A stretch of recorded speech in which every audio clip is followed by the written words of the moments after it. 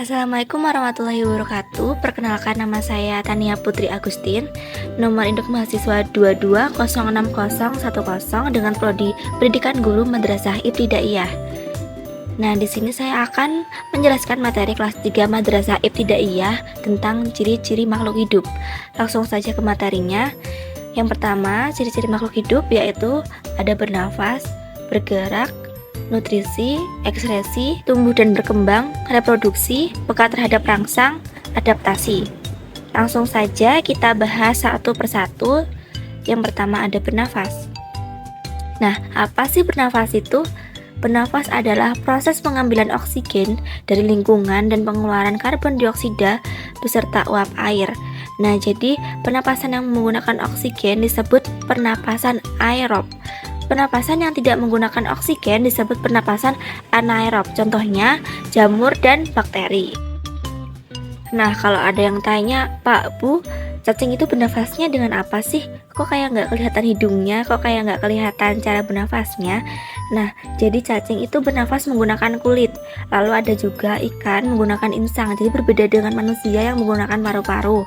Lalu serangga contohnya seperti belalang itu menggunakan trakea.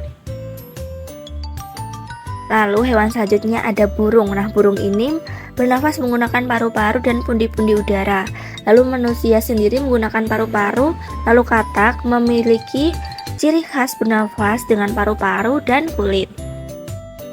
Oh iya, ada yang tahu nggak nih, tumbuhan atau pohon itu bernafas menggunakan apa? Nah, jadi tumbuhan dan pohon bernafas menggunakan stomata. Jadi kalian nggak bisa melihat secara kasat mata ya kalau bernafasnya itu menggunakan apa. Lalu seperti manusia yang bisa kembang kempis menggunakan paru-paru.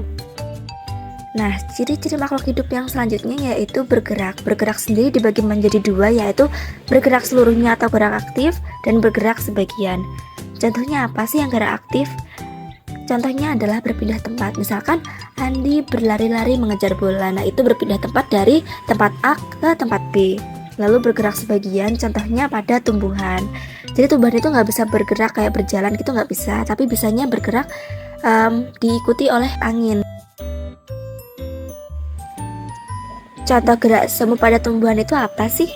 Nah, bisa juga contohnya menggunakan daun putri malu.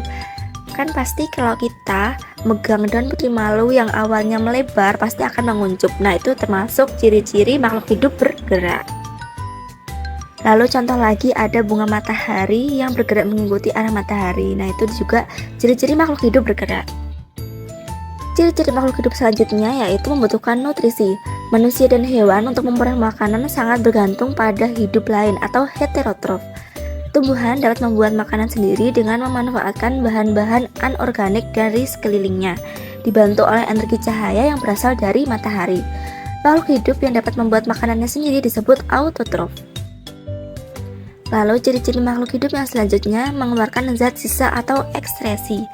Semua makhluk hidup mengeluarkan zat sisa yang berasal dari proses metabolisme yang berlangsung dalam tubuh. Zat sisa dari tubuh dikeluarkan melalui proses pernapasan atau respirasi, ekskresi, dan difaksasi. Proses pernapasan mengeluarkan zat karbon dioksida dan uap air. Proses ekskresi metabolisme mengeluarkan urin. Difaksasi adalah proses pengurangan sisa-sisa pencernaan yang berupa feses. Nah, yang selanjutnya ada tumbuh dan berkembang. Nah, ini bisa dilihat dengan kasat mata ya. Sifat-sifat pertumbuhan yang pertama yaitu kuantitatif, berat, tinggi, besar, volume, dan ukuran. Nah, ini biasanya bisa dilihat pertumbuhan, misalkan contohnya dari manusia, misalkan dari balita ke dewasa seperti itu. Lalu ada irreversible, tidak dapat kembali ke bentuk semula. Jadi sifat pertumbuhan itu tidak dapat kembali ke bentuk semula. Jadi yang dewasa tidak akan bisa kembali ke balita.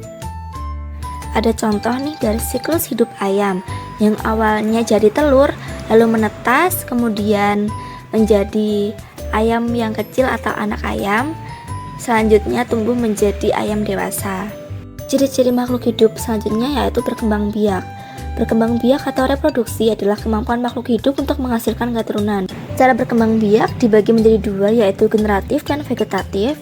Generatif sendiri juga dibagi menjadi dua, induk jantan dan induk betina. Lalu vegetatif yaitu satu induk. Ciri-ciri makhluk hidup selanjutnya yaitu peka terhadap rangsangan.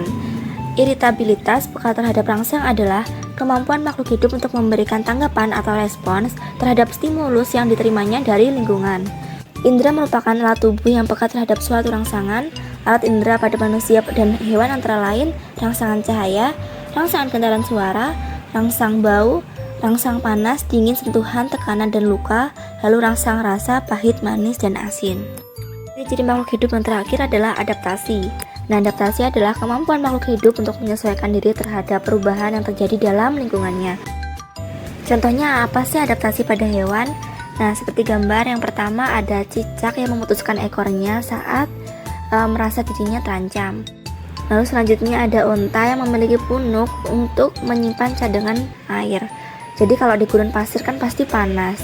Nah, unta ini bisa menyimpan cadangan air di punuknya. Adaptasi pada tumbuhan yang pertama seperti di gambar yaitu tumbuhan kaktus yang memiliki daun berbentuk duri agar mengurangi penguapan. Lalu ada juga Rafflesia arnoldii, bunga teratai, dan kantong semar.